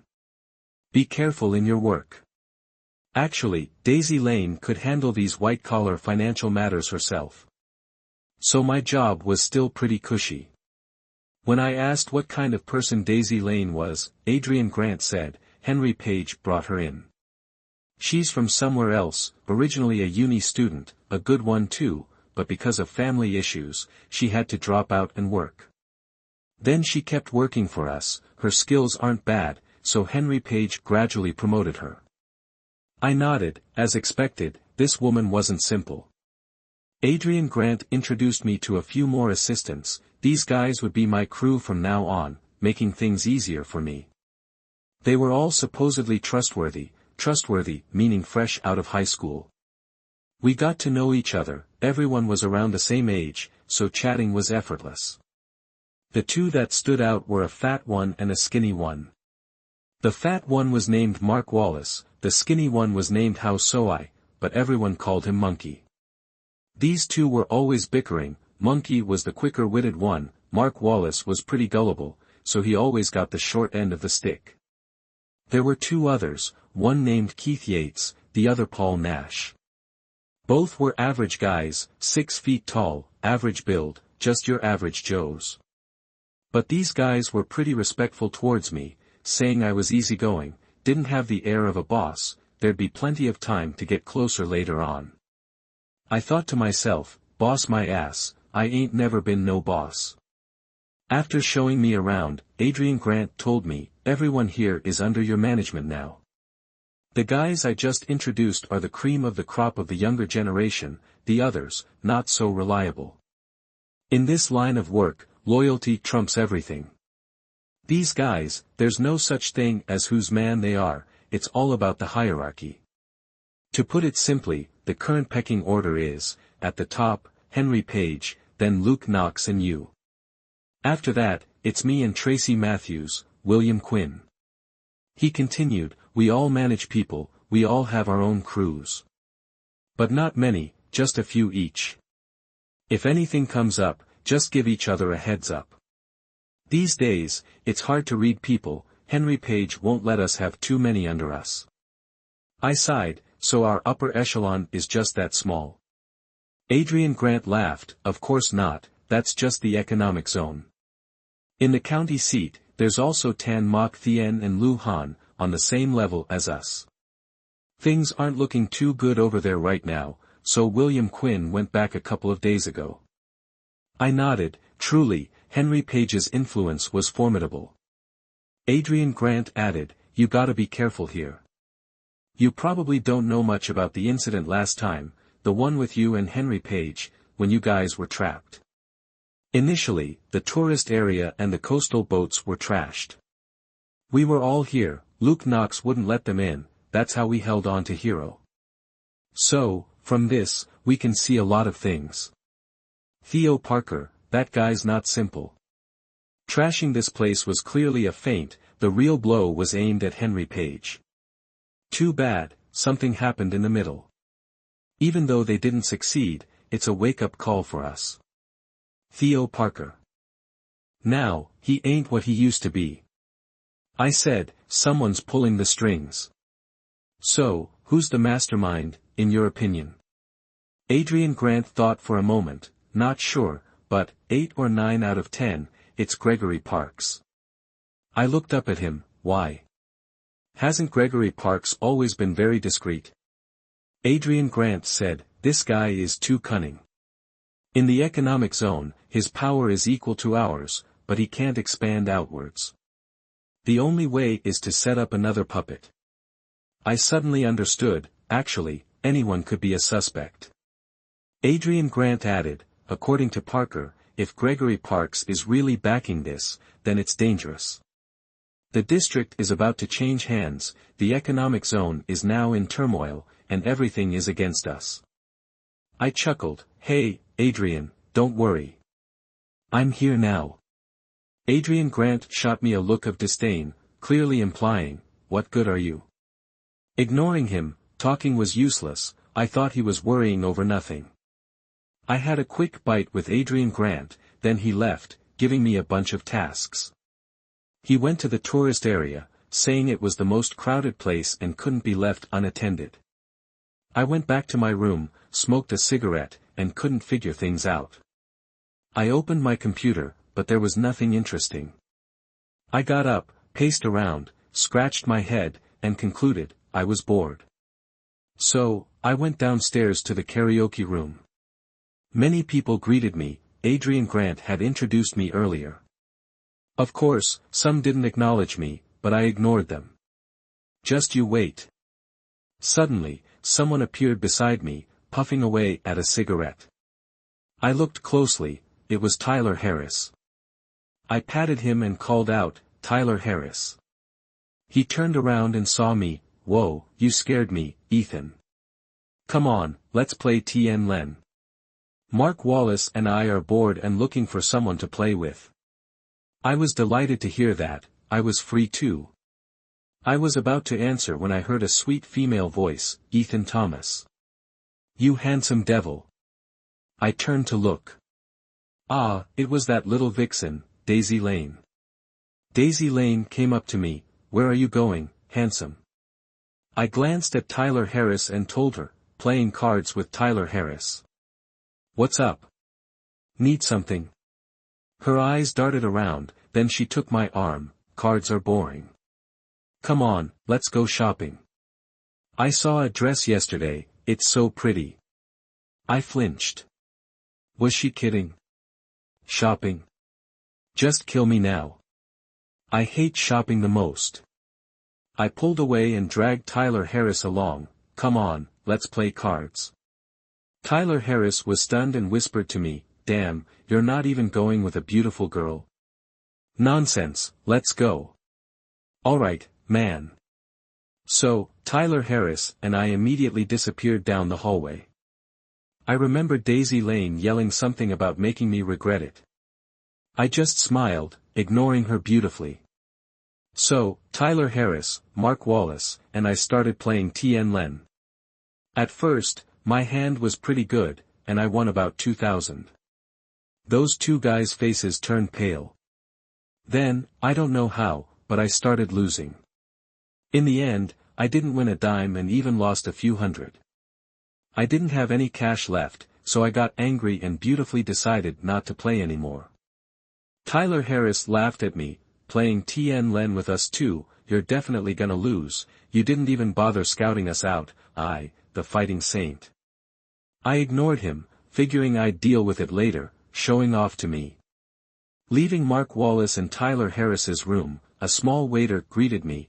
I nodded slightly, praising myself internally, acting like I was something. And at this moment, my phone rang. I answered. It was Ryan Lee. "Hello, Ethan, where are you?" "The economic zone, what's up?" Ryan Lee said. "You've decided then? How is it there?"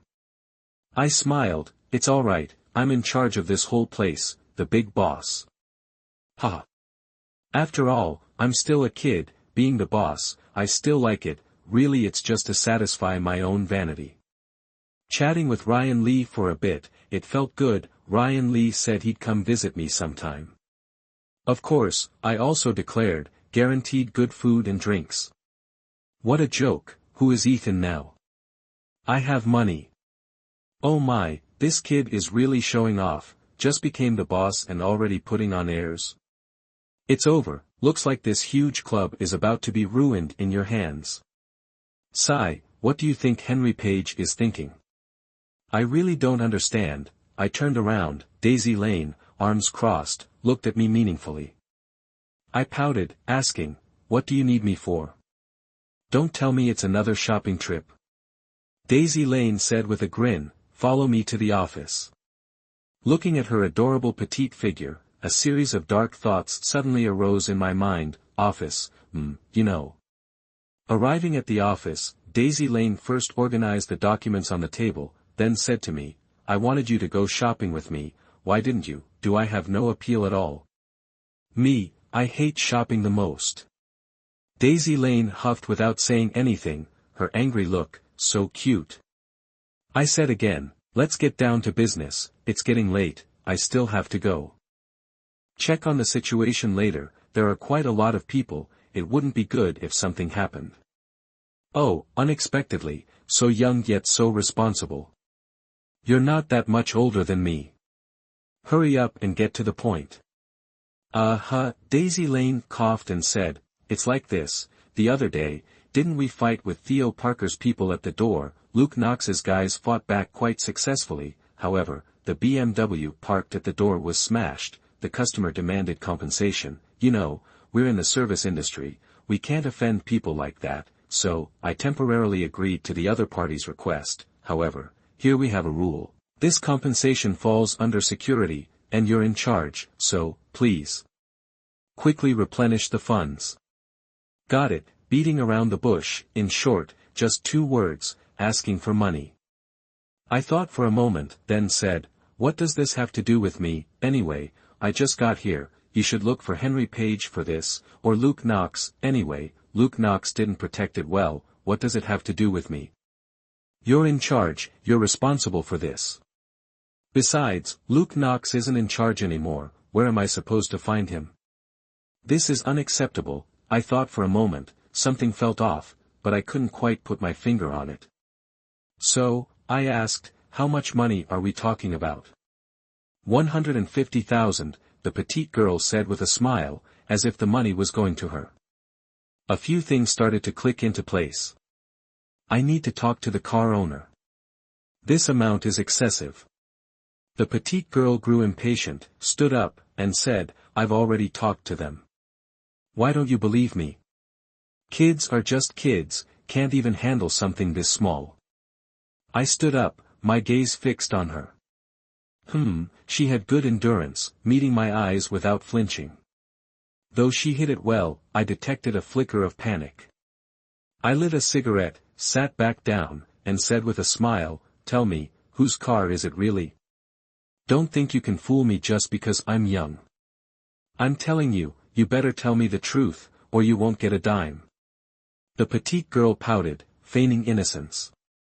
She pulled a chair next to me, wrapped her arm around mine, and said in a sweet voice, handsome, let me be honest with you, it's my car. But, even if it's my car, can't the organization compensate me a little? I thought for a moment.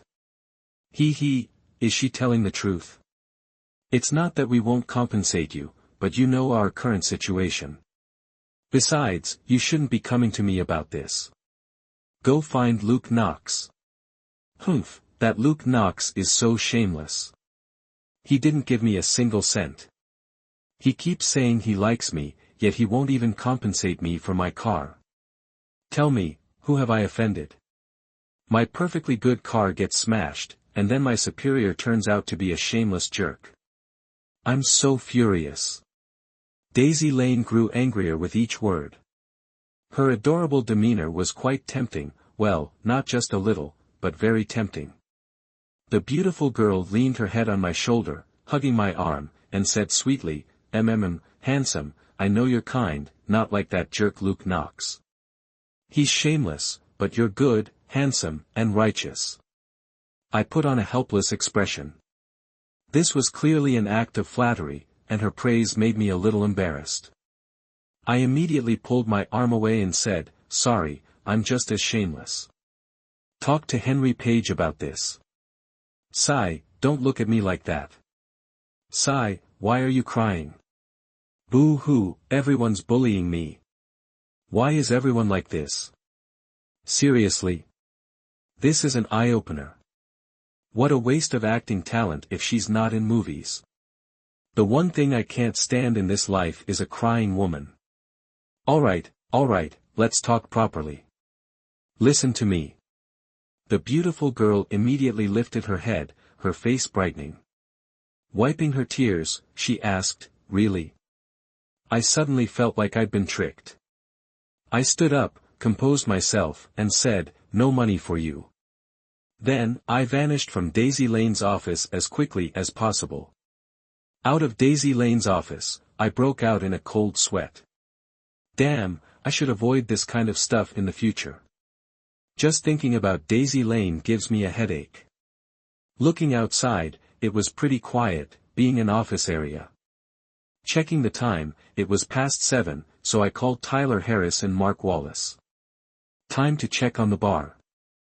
I also called Keith Yates and Paul Nash, and we all headed to the club, laughing. It seemed pretty crowded tonight. Paul Nash said it was even more packed before Theo Parker caused trouble last time. I sighed. Damn that Theo Parker. The dance floor pulsed with noise, loud heavy metal, people going wild. A few dealers weaved through the crowd, which made me frown. You can't avoid this kind of thing in places like this, but I knew Henry Page wasn't keen on dealers in the club, especially not now. I asked Tyler Harris, are we allowing dealing here? Why are there so many of them? Yeah, Luke Knox let them in. We get a cut, see? The profits are huge. Plus, everyone who comes in here is vetted. Nobody messes around here. They all know the rules. I nodded. So that was it. Even though Luke Knox had things well organized, I still felt uneasy, but I couldn't put my finger on it. It was unsettling. We had a few beers at the bar, nothing too strong. The bar work was boring, but everyone knew how important it was to stay sharp. My phone rang. I quickly found a quiet spot. Hello, Henry Page. What's up? I knew Henry Page wouldn't call just to chat. He had something on his mind. Get things sorted.